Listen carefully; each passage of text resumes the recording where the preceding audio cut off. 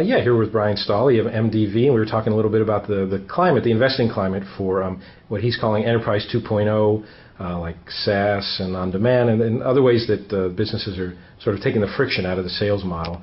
And if you could tell us, Bryan, in terms of, on a continuum from, being really good opportunities to a bubble, where do you think we are now with Enterprise 2.0 investing?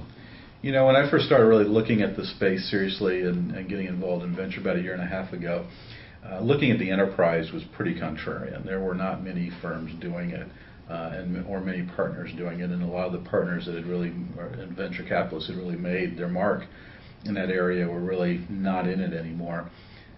And in the year and a half or so since I started looking at that, we've gone from pretty contrarian to what I would call neutral now. So an example, it's at a software conference about 9 months ago now, close to a year ago, and there was 5 VCs trolling around the place, me being one of them. If that conference was held today, there'd probably be anywhere between a dozen and 24 people, I think, trolling around the place from the venture capital community. So I think that's the difference you've seen occur in just the last year, give or take.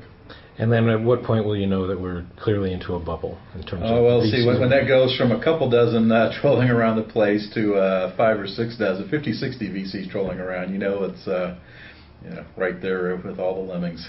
And then that's when it's tough to make money, I guess, in terms of that's when it comes from, like, MTV thinks twice about making an investment. That's where you get much, much more careful about the investments. You always are careful and whatnot, but it really becomes difficult to sort through the hype, and the bar goes up. So you've got to really consider just how big an opportunity can this opportunity be, and how capable is this team of really driving it. Because if you're going to essentially pay more for taking that risk, you want to reduce that risk as much as possible.